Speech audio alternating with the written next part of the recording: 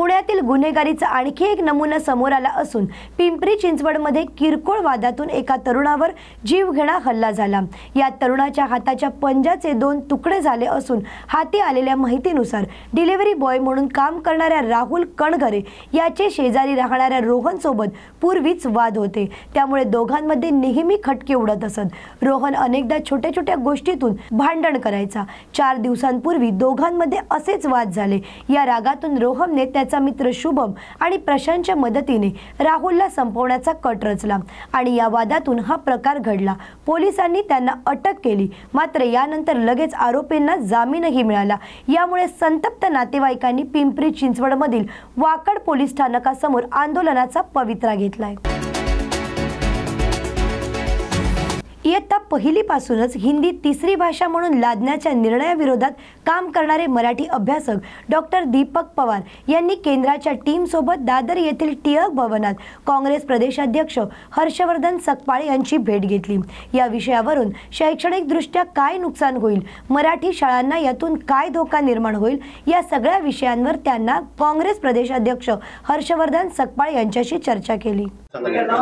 आम्ही गेले 2-2.5 महिने तिसऱ्या भाषेच्या सक्तीविरुद्ध मराठी अभ्यास केंद्र आणि महाराष्ट्रातल्या समविचारी व्यक्ती आणि संघटना यांना सोबत घेऊन जी समन्वय समिती स्थापन केली आहे, त्या समन्वय समितीच्या वतीनं आम्ही आज महाराष्ट्र काँग्रेसचे प्रदेशाध्यक्ष हर्षवर्धन सकपाळ साहेब यांची भेट घेतली आणि आम्ही अगदी सुरुवातीपासून असं म्हणतो की मराठीचं जे काही आंदोलन आहे, तिसऱ्या भाषेच्या सक्तीचं जे काही आंदोलन आहे, ते फक्त नागरी समाजाच्या चळवळीचं नाही तर राजकीय पक्षांचं सुद्धा आहे। आणि त्या दृष्टीनं 2 दिवसांपूर्वी आम्ही जे आवाहन केलं होतं त्या आवाहनाला सकपाळ साहेबांनी प्रतिसाद दिला। आमचे मित्र धनंजय शिंदे यांनी त्यासाठी आम्हाला सहकार्य केलं, त्यांचे आम्ही मनपूर्वक आभारी आहोत। आणि स्वतः सकपाळ साहेबांनी भारतीय जनता पक्षाच्या आणि संघ परिवाराच्या हिंदी हिंदू हिंदुस्तान या कथनाचा भाग म्हणून तिसऱ्या भाषेची सक्ती हे एका अर्थाने सांस्कृतिक राजकारणाचं हत्यार कसं आहे याच्याबद्दलची भूमिका गेल्या 2 महिन्यात मांडली आहे। आम्ही आमच्या पातळीवर शैक्षणिकदृष्ट्या याचा काय नुकसान होईल, मुलांच्या मानसशास्त्राचा विचार करता याचं काय नुकसान होईल आणि अंतिमतः मराठी शाळांना यातनं काय धोका पोचणार आहे हे सगळं सकपाळ साहेबांच्या समोर मांडलं। राज्याचा शिक्षण आराखडा, राष्ट्रीय शैक्षणिक धोरण आणि इतर अनेक बाबींमध्ये तिसऱ्या भाषेची सक्ती अजिबात नसताना मुख्यमंत्र्यांच्या रेट्या खातर आणि राहुल रेखावार आणि रणजित सिंग देवल या 2 IAS अधिकाऱ्यांच्या मनमानीमुळे ही गोष्ट जर घडत असेल तर याला प्रतिबंध करणं हे फक्त चळवळीतल्या कार्यकर्त्यांचं किंवा विरोधी पक्षांचं काम नाही। या निमित्तानं आम्ही सगळ्या राजकीय पक्षांनाही विनंती करतो की आपण एकत्र येऊन लढल्याशिवाय यश मिळणार नाही। आम्ही सकपाळ साहेबांना 2 गोष्टींची आमंत्रणं या चर्चेच्या निमित्तानं दिली। 29 तारखेला मुंबई मराठी पत्रकार संघाच्या सभागृहामध्ये आम्ही सगळ्या नागरी समाजाच्या चळवळी आणि राजकीय पक्षांची संयुक्त सभा घेतोय। तिथंच 16 एप्रिल 17 जून या 2 दिवसांचे शासन निर्णय आणि 6 जूनला प्रसिद्ध झालेलं रेखावरच्या सहीचं परिपत्रक या तिन्हीची मराठी विरोधी परिपत्रक आणि शासन निर्णय म्हणून आम्ही होळी करणार आहोत। त्यामध्ये काँग्रेस पक्षाचं प्रतिनिधित्व करावं अशी आम्ही त्यांना विनंती केली आहे, त्यांनी ती मान्यही केली आहे। आणि आझाद मैदानामध्ये 7 जुलैला जे धरणं आंदोलन करण्याचा नागरी समाजातल्या चळवळींचा प्रयत्न आहे, त्याही प्रयत्नामध्ये राजकीय पक्षांच्या लोकांनी सहकार्य करावं अशी आम्ही त्यांना विनंती केली आहे। तुम्ही पत्रकार मंडळी सुद्धा चळवळीतल्या लोकांकडे एवढ्या मोठ्या संख्येने कधी आलेला आहात असं माझा अनुभव नाहीये, पण तुम्ही आलेले आहात कारण आम्ही आज नागरी समाजाच्या चळवळी आणि राजकीय पक्ष यांच्यातली सीमारेषा पुसून काढून मराठीचा मुद्दा, तिसऱ्या भाषेच्या सक्तीचा मुद्दा आपल्या सगळ्यांच्या एकत्रित लढ्याचा मुद्दा होईल या टप्प्यापर्यंत आलेलो आहोत। मला खात्री आहे की जोपर्यंत निसंदिग्ध शब्दात सरकार हा निर्णय मागे घेत नाही तोपर्यंत इथनं मागे हटण्याची आमची कोणतीही इच्छा नाही।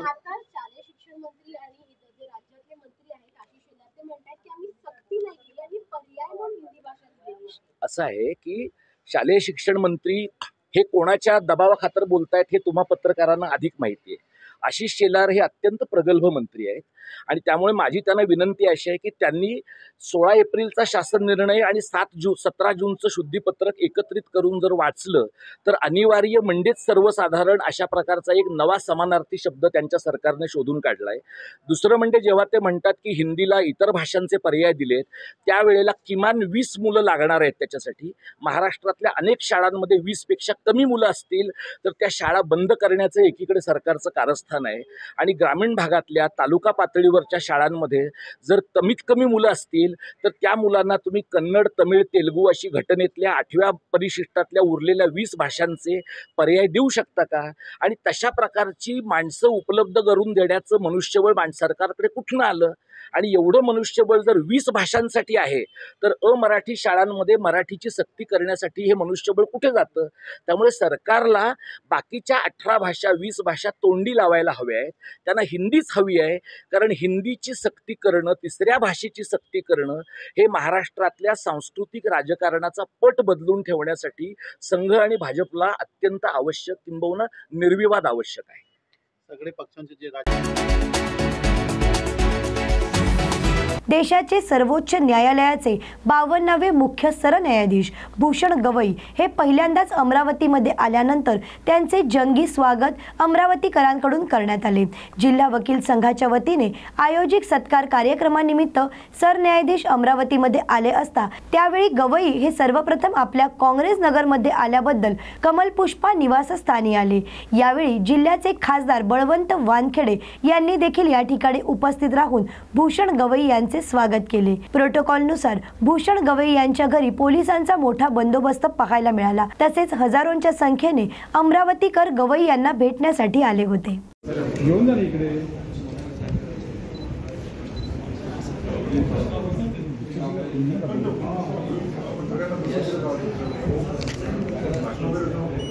मागून सोडू नका कोण, बाकी सरकारी लोकांशिवाय.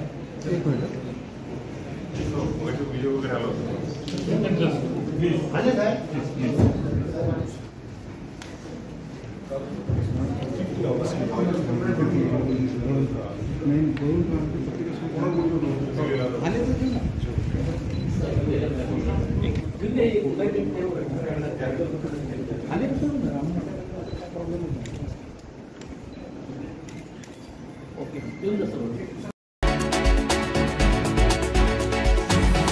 काल आणीबाणीला 50 वर्षे पूर्ण झाली असून आणीबाणी पहिल्यांदाच इंदिरा गांधी यांनी लागू केली. या जनसंघाच्या मोठ्या पदाधिकाऱ्यांना जेलमध्ये टाकले. आज काँग्रेस भारतीय जनता पार्टीवर संविधानाच्या हत्येचा आरोप करत आहेत, पण खरी घटनेच्या हत्येची सुरुवात काँग्रेसच्या काळातच झाल्याचा दावा जालन्यातील भारतीय जनता पार्टीचे महानगर जिल्हाध्यक्ष भास्कर दानवे यांनी केला. आम्ही आणीबाणीला 50 वर्षे पूर्ण झाल्याचा निषेध करतो असंही दानवे म्हणाले आहेत. आणीबाणीच्या काळात अटक झालेल्या आणि त्रास सोसलेल्या सर्वांना भारतीय जनता पक्षाच्या कार्यालयात बोलवून आम्ही त्यांचं मार्गदर्शन ठेवलं असून त्यांचा सन्मान केला असल्याची माहितीही भास्कर दानवे यांनी दिली आहे. आज आणीबाणीला 50 वर्ष होत आहेत, काय सांग? आज आणीबाणीला 50 वर्ष पूर्ण झाली. सन 1971 मध्ये सार्वत्रिक निवडणुका झाल्या आपल्या भारत देशाच्या आणि या निवडणुकीमध्ये इंदिरा गांधीला स्पष्ट बहुमत मिळालं. हे बहुमत मिळालं असताना इंदिरा गांधी ज्यावेळेस निवडून आल्या रायबरेली मतदारसंघामधून, परंतु अनेक गैरमार्गाने त्या ठिकाणी त्या निवडून आल्या. म्हणून त्यांच्या विरोधात ज्यांनी निवडणूक लढवली असे राजनारायण यांनी त्यांच्या विरोधात इलेक्शन पिटिशन केलं आणि इंदिरा गांधींना गैरमार्ग वापरला, भ्रष्टाचार करून त्या निवडणूक त्या ठिकाणी जिंकल्या आणि सुप्रीम कोर्टानं 12 जून 1975ला इंदिरा गांधीच्या विरोधात निर्णय दिला. त्यानंतर हे जे काही बहुमत त्यांना प्राप्त झालं होतं, ह्या बहुमताच्या जोरावर इंदिरा गांधींनी पुन्हा एकदा या आणीबाणी त्या आपल्या देशामध्ये 25 जूनला रात्री आपल्या देशामध्ये लागू केली.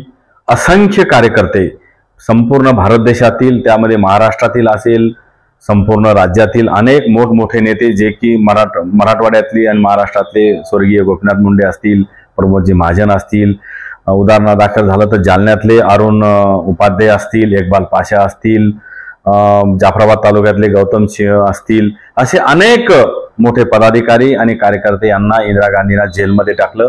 सुमारे 21 महिने ते त्या जेल त्यांनी त्या मिसाबंदीच्या काळामध्ये भोगला. आणि म्हणून हा देशातला, आपल्या भारत देशातला हा 25 जूनची रात्र म्हणजे काळा दिवस ठरला गेला. इंदिरा गांधींना स्वतःच्या बळावर अशा प्रकारचा अन्याय अत्याचार आपल्या देशामध्ये केला आणि आजच्या तारखेमध्ये काँग्रेसचे कार्यकर्ते नेते असं म्हणतात की भारतीय जनता पार्टी हे संविधानाची हत्या करतं। खरी हत्या करण्याची सुरुवात ही स्वर्गीय इंदिरा गांधी यांनी केलेली आहे। राहुल गांधीच्या आजींनी त्या ठिकाणी 1975ला 25 जून 1975ला आपल्या भारत देशाचं डॉक्टर बाबासाहेब आंबेडकरांनी लिहिलेले संविधान त्या संविधानाची चिरफाड केली आणि त्या संविधानाची हत्या केली असं म्हणलं तरी वावगं त्या ठिकाणी ठरणार नाही। आणि म्हणून मी या आणीबाणी लागू झाल्याच्या निश्चितच 50 वर्ष पूर्ण झाली। भारतीय जनता पार्टी आणि महानगर जिल्ह्याच्या वतीनं मी या घटनेचा 50 वर्ष पूर्ण झाली म्हणून भारतीय जनता पार्टीच्या वतीनं त्या ठिकाणी मी निषेध व्यक्त करतो।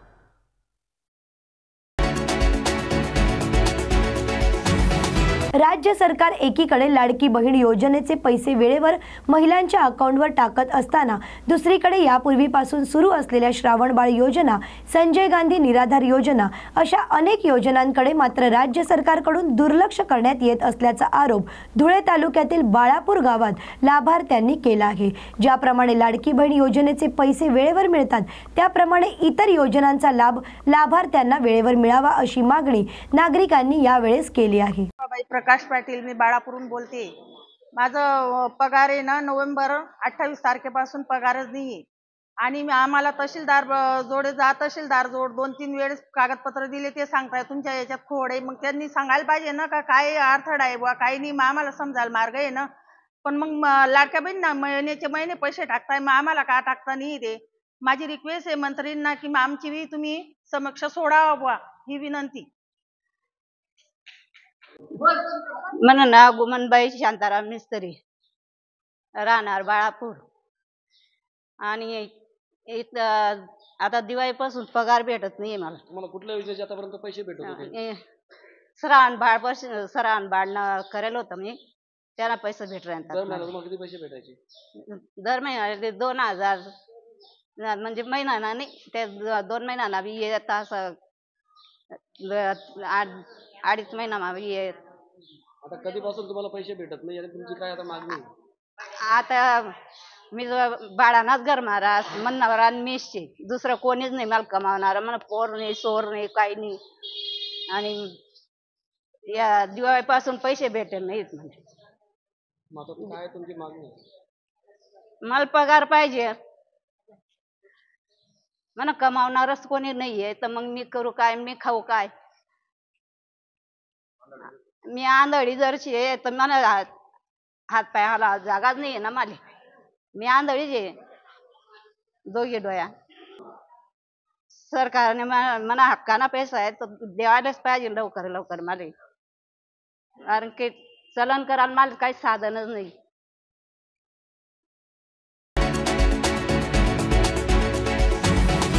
बीडच्या श्री क्षेत्र गहिनीनाथ गडाच्या पालखी सोहळ्याला सुरुवात झाली असून पंचक्रोशीतील भाविकांनी गडाच्या दिंडीत सहभाग घेत विठू नामाचा जयघोष केला।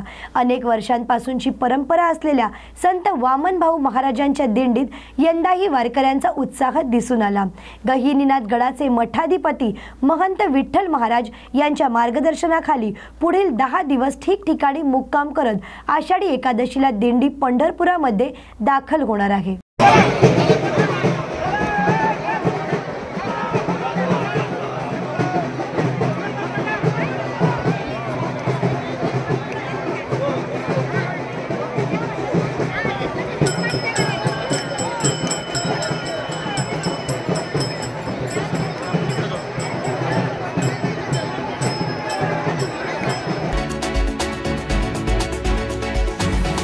पुणेकरांचा मेट्रो प्रवास आता आणखीन सुखकर होणार असून पुण्यातील वनाज ते रामवाडी या मेट्रो मार्गाच्या विस्तारीकरणाला केंद्रीय मंत्रिमंडळाकडून मान्यता मिळाली आहे। वनाज ते चांदणी चौक आणि रामवाडी ते वाघोली या जवळपास 13.5 किलोमीटरच्या मेट्रो मार्गाला अखेर मान्यता मिळाली। याआधी आपण पाहिलं तर पुण्यात 32 किलोमीटरचं मेट्रो मार्ग सेवेमध्ये आहेत। केंद्रीय राज्यमंत्री आणि पुण्याचे खासदार मुरलीधर मोहोळ यांनी या विस्तारीकरणासाठी पाठपुरावा केला असून त्याचबरोबर पुणे शहरातील आणखी 2 नवीन मेट्रो मार्गांसाठी देखील DPR करण्याची सूचना यामध्ये देण्यात आली आहे। त्यामुळे येत्या काळात पुण्यात मेट्रोचे जाळे आणखीन विस्तारणार आहेत। या नव्या मेट्रोच्या विस्तारीकरणासाठी 3600 कोटींपेक्षा जास्त खर्च येणार आहे। नागरिकांसाठी खूप आनंदाचा दिवस आहे, एक ऐतिहासिक आजचा हा दिवस म्हणावा लागेल। की पुण्यामध्ये मेट्रो सुरू झाली, मेट्रोचा विस्तार टप्प्याटप्प्यानं होतोय। आज एका महत्त्वाच्या मार्गाचं विस्तारीकरण झालं। वनाज ते रामवाडी या मेट्रो मार्गाचं आज विस्तारीकरणाचा प्रस्ताव केंद्रीय मंत्रिमंडळामध्ये मंजूर करण्यात आला। वनाज ते चांदणी चौक हा 1.2 किलोमीटरचा आणि रामवाडी ते वाघोली हा 11.6 किलोमीटरचा मेट्रो मार्गाला केंद्रीय मंत्रिमंडळाने मान्यता दिली आणि आता जवळपास एकूण हा दोन्ही मिळून 12.75 किलोमीटरचा नवीन मेट्रो मार्ग याचं काम सुरू होण्याचे आता सगळ्या अडचणी संपल्या आणि आता पुन्हा या मेट्रो मार्गाचं विस्तारीकरण आता सुरू होईल। एकूण 13 स्टेशन्स या मेट्रो मार्गामध्ये असतील। खरं तर गेल्या अनेक वर्षानुवर्षाची पुणेकरांची प्रतीक्षा मेट्रोची संपली। माननीय पंतप्रधानांनी पुण्यामध्ये मेट्रोचं भूमिपूजन केलं होतं। त्यांच्याच कार्यकाळामध्ये मेट्रोचं उद्घाटन पण झालं आणि टप्प्याटप्प्याने आता मेट्रो मार्गाचं विस्तारीकरण होतंय। एकूण 32 किलोमीटरचा मेट्रो मार्ग आज पुण्यात सुरू असताना आता नव्यानं परत 12.75 किलोमीटरचा हा नव्यानं मेट्रो मार्ग आता पुण्यामध्ये होईल आणि ज्याच्यामध्ये खऱ्या अर्थानं आता एकूण पुण्याचं हे पूर्व आणि पश्चिम जे काही टोक आहे ते जोडलं जाईल। पुण्याच्या एकूणच ह्या सगळ्या उपनगरांना जोडणारा हा मार्ग असेल। त्यामुळे माननीय मोदीजी, माननीय देवेंद्रजींना मी पुणेकरांच्या वतीनं धन्यवाद देतो। मागच्याच महिन्यामध्ये 30 मेला याला मंजुरी मिळावी, या मार्गांना मंजुरी मिळावी म्हणून केंद्रीय नगर विकास मंत्री माननीय मनोहरलाल खट्टरजी यांची मी भेट घेतली होती आणि या भेटीमध्ये खूप चांगली चर्चा झाली, सकारात्मक चर्चा झाली। त्याच्यामध्ये 2 विषय या भेटीमध्ये ज्याच्यावरती आम्ही चर्चा केली, जी मी त्यांच्याकडे मागणी केली होती। एक तर आज जो मंजूर झाला त्या मार्गाच्या विषयी वनाज ते चांदणी चौक आणि रामवाडी ते वाघोली या दोन्ही मार्गाला PIBची मान्यता झाली। आता केंद्रीय मंत्रिमंडळाची मान्यता हवी, हा एक विषय होता। आणि दुसरा जो प्रस्ताव आपल्याकडनं केंद्रामध्ये गेला आहे त्याला PIBची मान्यता लागणार आहे आणि मग केंद्रीय मंत्रिमंडळाची, तो म्हणजे खडकवासला ते खराडी याही मार्गाची मान्यता PIBची मिळावी आणि नंतर मंत्रिमंडळाची ही मागणी किंवा याच्यावरती सुद्धा चर्चा माननीय खट्टर साहेबांशी झाली। ते अत्यंत सकारात्मक प्रतिसाद त्यांनी दिला आणि आज मला त्यांनाही धन्यवाद द्यायचे आहेत की ताबडतोब त्यांनी याच्यावरती कार्यवाही केली आणि केंद्रीय मंत्रिमंडळामध्ये हा प्रस्ताव आणला।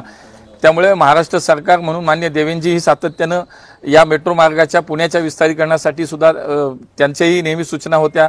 आज मोदीजी आणि त्यांच्या सरकारला सुद्धा मी धन्यवाद देईन आणि माननीय खट्टरजी आज याबरोबरच पुढच्या काळामध्ये सुद्धा पुण्यातली मेट्रो अजून जास्तीत जास्त प्रमाणात वाढली पाहिजे। शेवटच्या माणसाला मेट्रोचा वापर झाला पाहिजे म्हणून आपण महामेट्रोला आणखी 2 या ठिकाणी DPR तयार करायला सांगितलेत। एक म्हणजे खडकवासला ते हिंजवडी आणि दुसरं खराडी ते विमानतळ ह्या 2 मेट्रो मार्गाचा DPR आता महामेट्रोनी तयार करायला घेतलाय। त्यामुळे टप्प्याटप्प्याने तोही विषय पुढे जाईल। त्यामुळे जर खराडी ते विमानतळ हा मेट्रो मार्ग झाला, मंजूर झाला, नंतर झाला तर पुणे आणि पिंपरी चिंचवडमधल्या कुठल्याही नागरिकाला थेट आता विमानतळावरती मेट्रो मार्गाने जाता येईल, मेट्रोने प्रवास करून जाता येईल अशा पद्धतीचा भविष्यातला एक विचार आम्ही सगळ्यांनी केलाय। त्यामुळे खऱ्या अर्थानं आज पुणेकरांसाठी खूप महत्त्वाचा दिवस आहे, आनंदाचा आहे। त्यामुळे पुणेकरांच्या वतीने माननीय मोदी सरकारचं, माननीय मोदीजींचं, माननीय देवेंद्रजींचं मी मनापासून या ठिकाणी आभार मानतो, अभिनंदनही करतो। स्वारगेट ते कात्रजचा जो मार्गाचं आता आपण उद्घाटन केलेलं होतं, लोकार्पण भूमिपूजन, तर त्याची काय परिस्थिती आहे? अजूनही काम सुरू झालं? तो मार्गाचं भूमिपूजन झालं, मला वाटतं त्याची काहीतरी निविदा प्रक्रिया आता सुरू आहे। त्यामुळे निविदा प्रक्रिया सुद्धा झाली आहे। खऱ्या अर्थानं ते काम आता लवकर सुरू होईल। त्यामुळे कात्रज ते स्वारगेट ते कात्रज हा पूर्ण भूमिगत मार्ग आहे, त्याचे काम आता लवकर सुरू होईल। पिंपरी ते निगडीचं जे विस्तारीकरण होणार होतं ते सुद्धा करण्यासाठी पाठपुरावा केला जाईल निश्चितपणे। शेवटी पुणे आहे आणि पिंपरी चिंचवड दोन्ही महानगर एकमेकाशी आमची जोडलेली आहेत। आज मी केंद्रामध्ये प्रतिनिधित्व करतो, या शहराचं करतो, जिल्ह्याचं करतो, राज्याचं करतो। त्यामुळे पुणे आणि पिंपरी चिंचवड या दोन्ही शहरांच्या विषयात निश्चितपणे पुढच्या काळात तोही प्रस्ताव लवकरात लवकर मान्य करण्यासाठीचे माझे प्रयत्न राहतील। धन्यवाद। पहिल्यांदा ओंकार कदम महिलांमध्ये गर्भाशयमुख कर्करोगाचे प्रमाण वाढत असून जिल्ह्याला या कर्करोगापासून मुक्त करण्यासाठी सामाजिक संस्थेच्या सहकार्याने मोठ्या प्रमाणावर काम करणे आवश्यक आहे।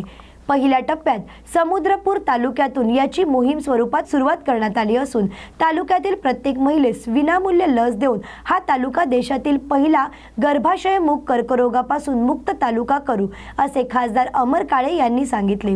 आरोग्य विभाग, स्वास्थ्य, वृक्ष फाउंडेशन आणि मॅककाइंडच्या फार्माच्या संयुक्त सहकार्याने खासदार अमर काळे यांच्या पुढाकारातून ही विशेष लसीकरण मोहीम राबवण्यात येत आहे। या मोहिमेचा शुभारंभ जिल्हाधिकारी कार्यालयात झाला असून ही मोहीम उपयुक्त ठरणार असल्याचेही त्यांनी सांगितले आहे। आमचं स्पष्ट मत आहे की जसं दारूबंदी आहे जिल्ह्यामध्ये ती फक्त कागदावर आहे, त्याची अंमलबजावणी कुठेच होताना दिसत नाही आहे। त्याच्यामुळं आणि देशाच्या गृहमंत्र्यांना पत्र देऊन सुद्धा त्याच्यामध्ये कुठंच अजूनपर्यंत काहीच कारवाई, कुठलीच अंमलबजावणी दारूबंदीची जिल्ह्यामध्ये झालेली नाही। अशा याच्यामुळं एक नैराश्य भावनेतून मी ते स्टेटमेंट केलं होतं की तुमच्याकडनं जर संपूर्ण जिल्ह्यामध्ये दारूबंदी जर होत नसेल तर ज्या गांधीजींच्या नावावर ही दारूबंदी आहे, गांधीजींचा जिल्हा म्हणून दारूबंदी आहे, कमीत कमी त्यांचा आश्रम परिसर, सेवाग्राम आणि विनोबाजींचा आश्रम परिसर म्हणजे पवनार, कमीत कमी एवढा एरिया जरी आपण दारूबंदी मुक्त करायचं असेल तर पूर्ण जिल्हा करा, होत असेल पण होत नाही आहे हे वास्तव आहे। त्यामुळे कमीत कमी ज्या गांधीजींच्या नावावर, ज्या विनोबांच्या नावावर दारूबंदी या जिल्ह्यामध्ये आहे, कमीत कमी तेवढा त्यांचा आश्रम परिसर तरी तुम्ही सिक्युअर ठेवा, ही मागणी त्यानिमित्तानं केली। आपण अमित शहाकडे सुद्धा मागणी केली। हां, अमित शहा साहेबांकडे मागणी केली होती, पण काहीच अंमलबजावणी झाली नाही। देशाच्या गृहमंत्र्यांना पत्र देऊन असं वाटलं होतं की काही ना काहीतरी फरक पडेल, कुठलीच कारवाई झाली नाही। आज जवळपास 4 महिन्यापेक्षा जास्त कालावधी होतो आहे या सर्व पत्र देऊन होतं। त्यामुळे आता पुन्हा 21ला अधिवेशन चालू होते, पुन्हा स्मरणपत्र माननीय गृहमंत्र्यांना देऊ। आता वास्तविक पाहता स्टेटचा विषय इथं पालकमंत्री जे आहेत त्यांच्याकडे गृह खातं आहे, त्यांनी जरी सिरियसली या प्रकरणामध्ये जर लक्ष घातलं तर बऱ्याच अंशी अंकुश ते आणू शकतात या परिस्थितीत, परंतु तो अंकुश आणण्यामध्ये सुद्धा पालकमंत्री कुठेतरी फेल्युअर ठरले आहे असं मी समजतो। त्यामुळे एक तर पालकमंत्र्यांनी सुद्धा लक्ष घालावं। अमित शहा आश्वस्त केलं होतं, त्यांनी सांगितलं होतं की आम्ही बघून या प्रकरणामध्ये त्याच्यामध्ये दारूबंदी पण होती आणि स्पेशली MD सारखे आज MD जी खुलेआम मिळते जिल्ह्यामध्ये आणि या MDमुळं अनेक मुलांचे जीवन आज म्हणजे बर्बाद होताना आपण बघतो। अतिशय व्हायलंट होऊन जातात MD घेतल्यानंतर, क्राईम वाढतो आहे। त्याच्यामुळे ही जी परिस्थिती आहे ती समाजाच्या दृष्टीनं आणि आपल्या गांधी जिल्ह्याच्या दृष्टीनं काही घुसणावं परिस्थिती असं नाही। त्यामुळं स्ट्रिक्टली ॲक्शन याच्यामध्ये प्रशासनानं घ्यावी अशी अपेक्षा करतो। अमित शहा साहेबांनी लक्ष घालावं, जिल्ह्याचे पालकमंत्री आहे ज्यांच्याकडे गृह खातं आहे त्यांनी लक्ष घालावं। भाऊ, आपण महाविकास आघाडीचे खासदार आहात आणि आपण मागणी केल्यामुळे गांधीवाद्यांमध्ये असंतोष निर्माण झाला, काय? गांधीजी हे सत्याचे पुजारी होते, गांधीजी सत्याचे पुजारी होते। गांधीजी नेहमी सत्याचा स्वीकार केला, त्यामुळे जे सत्य आहे ते मी आपल्या माध्यमातून मांडतो आहे। आणि मी असं म्हटलंच नाही की तुम्ही दारूबंदी उठून टाका जिल्ह्यात। आमचं पहिलं म्हणणं आहे की दारूबंदीची अंमलबजावणी काटेकोरपणे करा, पण तुमच्याकडे जर होतच नसेल तर कमीत कमी ज्या गांधीजींच्या नावावर आपण जिल्ह्यामध्ये दारूबंदी केली आहे, कमीत कमी त्यांचा सेवाग्रामचा आश्रम परिसर एवढा तर कमीत कमी तुम्ही सिक्युअर करा। तुमच्याकडनं जिल्हा होत नाही, जिल्हा तुमच्याकडनं सांभाळणं होत नाही हे वास्तव आहे। त्यामुळे जिल्हा सांभाळणं होत नसेल तर कमीत कमी तुम्ही तो परिसर, सेवाग्रामचा परिसर आणि पवनारचा परिसर एवढा तर कमीत कमी सिक्युअर करा, कारण की तुमच्याकडे जर होत नसेल तर त्याच्यापेक्षा दुसरा पर्याय काय। त्यामुळे ही मागणी केली होती आणि नैराश्यामधून आलेलं माझं स्टेटमेंट होतं ते की देशाच्या गृहमंत्र्याकडे जाऊन सुद्धा काहीच होत नाही, त्यामुळे नैराश्यामधून आलेलं माझं स्टेटमेंट होतं। Okay, thank you.